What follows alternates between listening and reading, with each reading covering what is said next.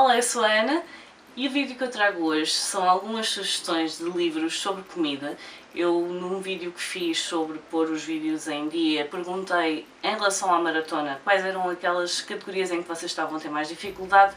Esta foi uma delas e, portanto, eu vou mostrar alguns dos livros que eu tenho em que a comida acaba por ser um bocadinho o foco do livro, e o vídeo vai ter aqui os livros que eu já li e os livros que ainda estão por ler e, portanto, estou ansiosa para vos mostrar isto tudo porque estão aqui livros que eu adoro. Portanto, vou passar a mostrar livros que falem sobre comida ou que tenham a comida como foco ou que a comida tenha uma importância grande para a história. Vou começar já com um em que vocês vão perceber que isto é algo que é um bocadinho subjetivo.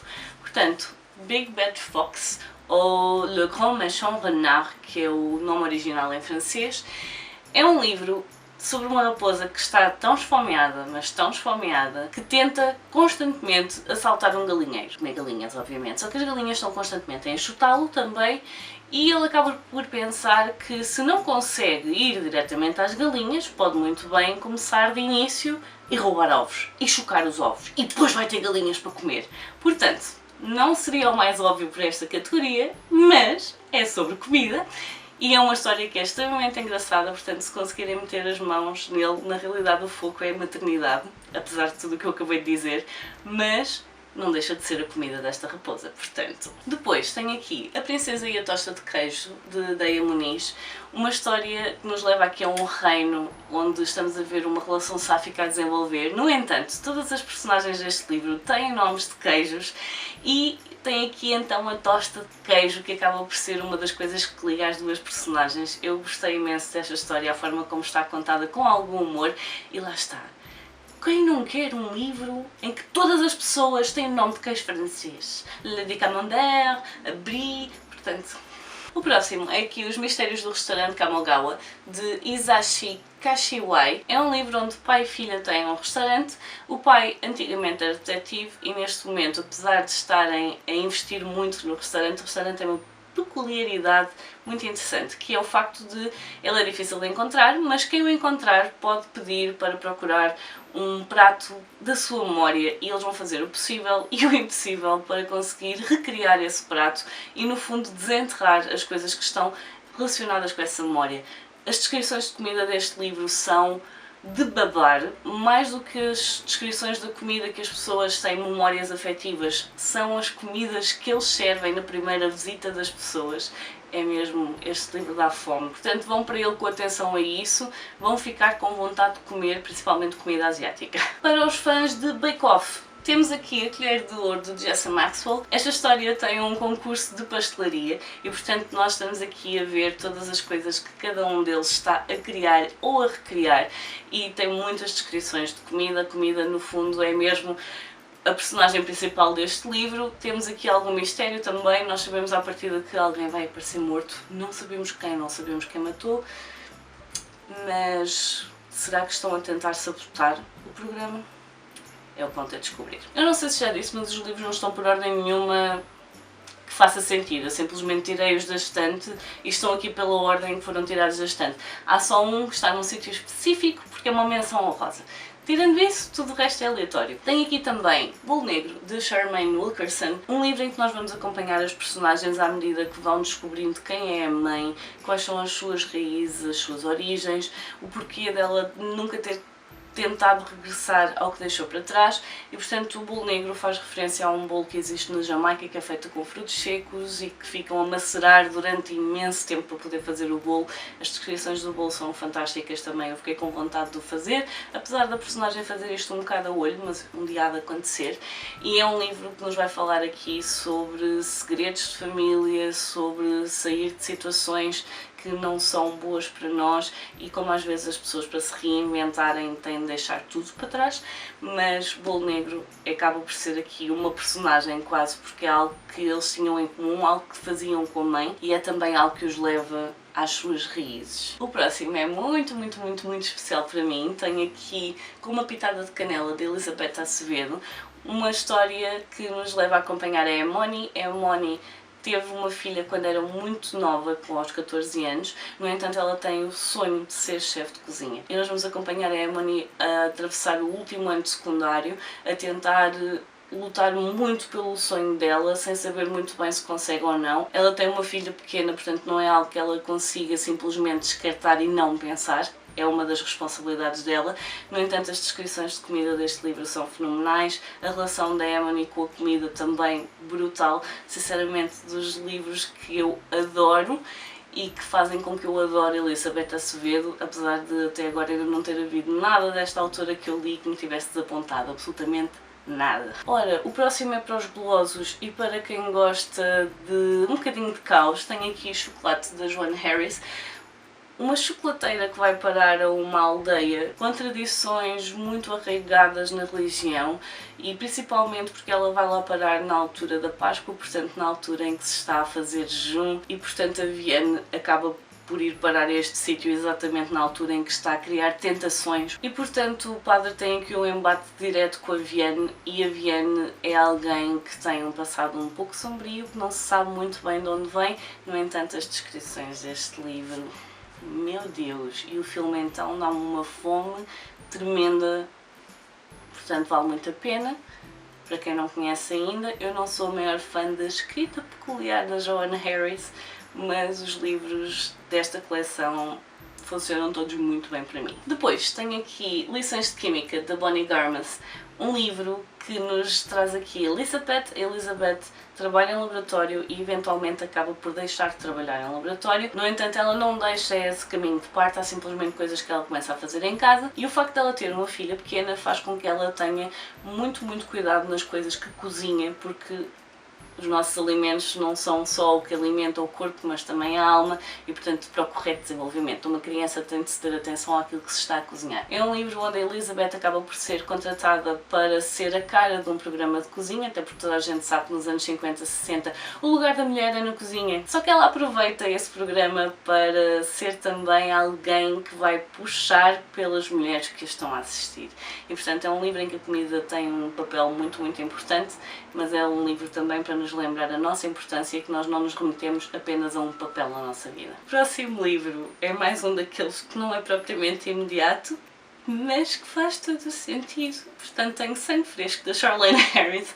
A verdade é que a premissa destes livros está toda baseada no facto de alguém criou um sangue sintético que faz com que os vampiros não tenham de se alimentar de pessoas. E portanto, tendo em conta que esta história toda revolve em torno dessa situação, no facto de eles já não terem de se alimentar e de poderem sair do caixão, como é dito na história, a verdade é que isso faz com que estes livros sejam à volta do que os vampiros comem, e portanto nós temos aqui o True Blood, que é então esse sangue sintético que foi criado, e eles vão começar a vir não para a luz do dia, que eles não podem andar à luz, mas faz com que os vampiros saiam do caixão. E portanto, eu acho piada, e achei piada a trazer, porque lá está, é o foco da história. Portanto, já sabem, isto às vezes há regras que dão para dobrar um bocadinho. Se for comida, entra. Mantendo o registro da fantasia, tenho aqui Café das Lendas, de Travis Baldree, um livro onde uma ogre se apaixona por café e então acaba por querer criar um café num sítio onde nunca ninguém ouviu falar sobre café, e o espaço que ela tem vai ter, então, café, mas vai ter também alguma comida, e a comida e a forma como descrevem os cheiros, o cheiro do espaço, da comida, do café, das bebidas, é simplesmente divinal, está extremamente bem feito. Vocês vão acabar este livro com vontade de comer, definitivamente, portanto não podia deixar de estar aqui porque é um dos focos grandes desta história. Mantendo ainda a fantasia, tenho aqui o Wizard's Guide to Defensive Baking, de T. Kingfisher, um livro onde nós estamos a acompanhar uma feiticeira, mais ou menos. Basicamente neste mundo a maior parte das pessoas tem algum tipo de poderes. O poder dela é um bocadinho básico, ela acha que não é um poder que dê propriamente jeito, a verdade é que ela consegue ser muito boa a nível de pastelaria e padaria. Ela consegue fazer com que as massas façam algo que ela quer.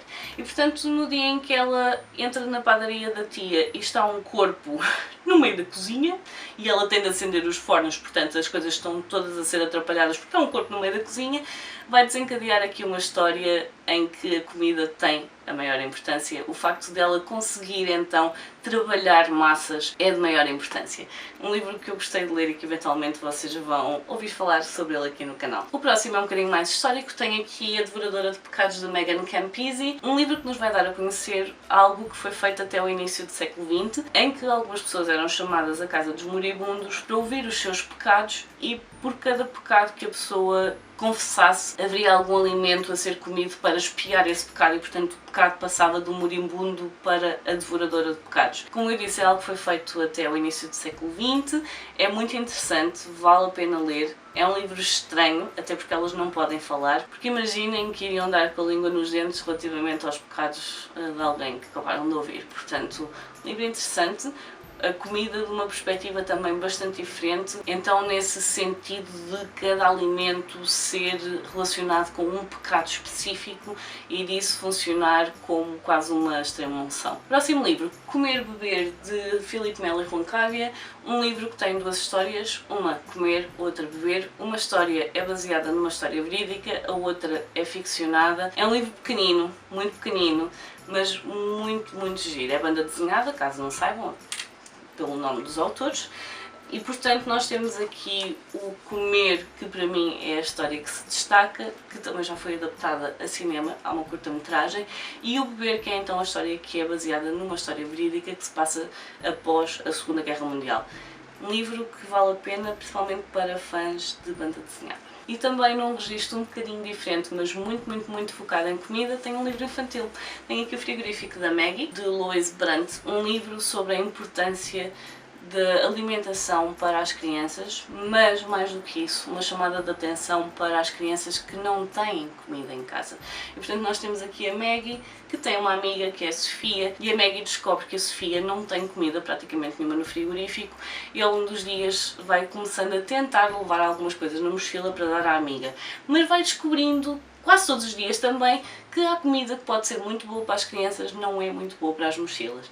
E eventualmente acaba por dizer à mãe, e esta é uma história muito bonita sobre entreajuda e sobre estarmos atentos às pessoas que estão à nossa volta e que podem às vezes estar a passar por dificuldades e nós não temos noção disso. Muitas vezes também porque há um estigma, há vergonha por parte das pessoas que estão a passar fome e portanto um livro que eu adoro e é daqueles que eu acho que podia estar em todas as casas. Portanto, Frigorífico da Maggie. Ora, a minha menção honrosa é aqui o Gentleman em Moscou, de Amor Towles. Porquê? Porque o foco da história não está na comida. Mas a verdade é que cada vez que o Conde Rostov acaba por falar em comida, a maneira como ele descreve é simplesmente fenomenal. Uma das cenas que eu tenho mais presentes na minha memória deste livro é exatamente de um prato que está a ser feito muito à revelia de não se saber para as pessoas que estão a dirigir o hotel onde ele está preso. A maneira como ele descreve comida é deliciosa, é fenomenal, nós temos vontade de comer aqueles pratos e portanto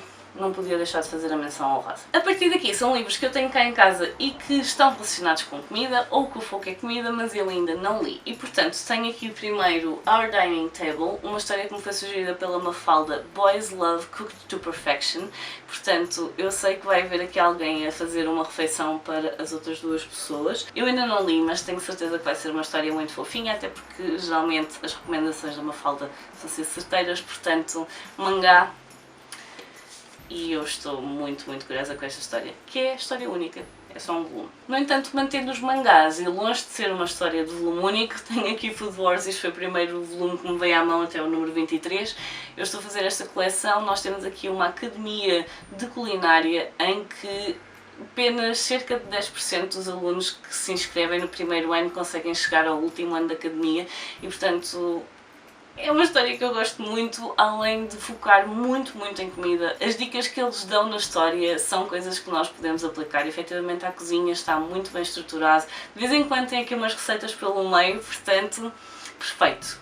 Só que são 36 volumes, portanto, se vocês quiserem é convosco. Ainda na BD tenho aqui Bloom, de Kevin Panetta e Savannah Ganucho. Um livro em que nós vamos ter aqui alguém a ser contratado para ir trabalhar numa padaria durante o verão. O filho das pessoas que têm a padaria vai abandonar porque vai para a universidade e portanto eles precisam de alguém que tome o lugar que ele até ali tem estado a ocupar e a dar ajuda.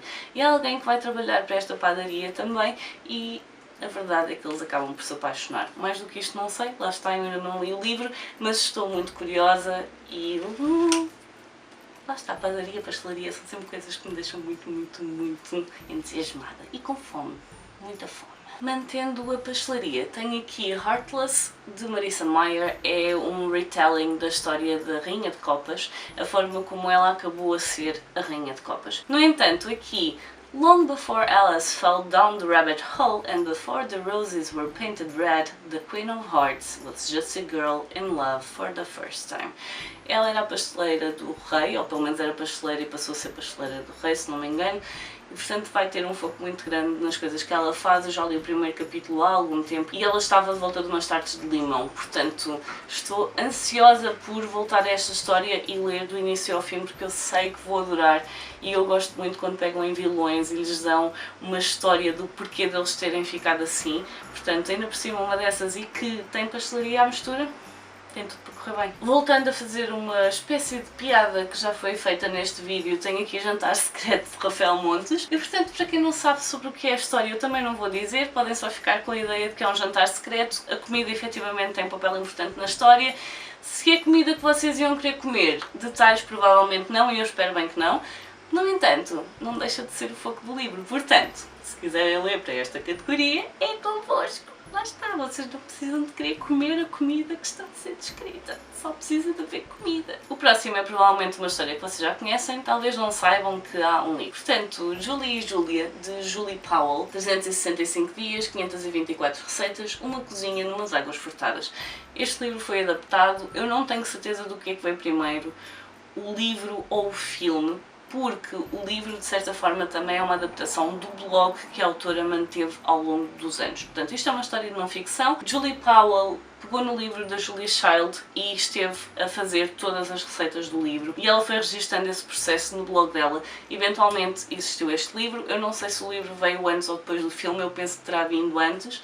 Portanto, estou muito curiosa. Depois, tenho aqui Um Namorado para Levar, Please, da Shirley, um livro em que também temos alguém a trabalhar no restaurante dos pais. Acho que as coisas não estão a correr muito bem e acaba por aparecer alguém a precisar de um namorado falso e acabamos aqui com uma relação, basicamente a trope de um namoro falso que acaba por se transformar num namoro verdadeiro, mas tanto quanto sei, isto tem descrições muito boas da comida de inspiração chinesa e portanto estou muito curiosa, quero ver muito mooncakes porque acho que é o foco aqui também, são mooncakes, ou pelo menos uma das coisas que acaba por ligar as personagens e portanto um romance e com comida. Uma pessoa diz que não pode, só querer comer e ler. E para terminar, porque eu acho que quando vocês me pediram este vídeo não estavam à espera que eu tivesse tantos livros assim em casa, mas como eu disse, as categorias do outono foram feitas de acordo com as coisas que eu gosto e portanto eu tive de andar aqui à volta nas estantes, mas encontrei vários. O último é de não ficção e é aqui o Cozinha Confidencial do Anthony Bourdain e é um livro Aventuras no Submundo da Restauração, portanto o Anthony Bourdain ao longo de vários anos foi visitando vários restaurantes. Eu penso que aqui ele faz também um apanhado muito ao estilo do que já estava mencionado, por exemplo, um da Julie Powell, em que ele vai fazendo o apanhado daquilo que está a ver, do que está a experimentar, as pessoas que vai conhecendo, mas tudo centrado na cozinha. E portanto, já está aqui há alguns anos, mas Anthony Bourdain é uma personagem, uma pessoa que me deixa muito curiosa.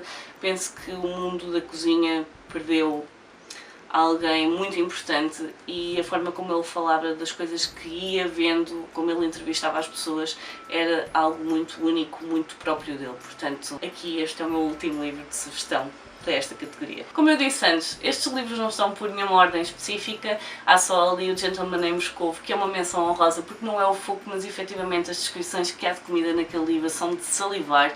Tudo o resto está só dividido entre aquilo que eu li e aquilo que eu ainda não li.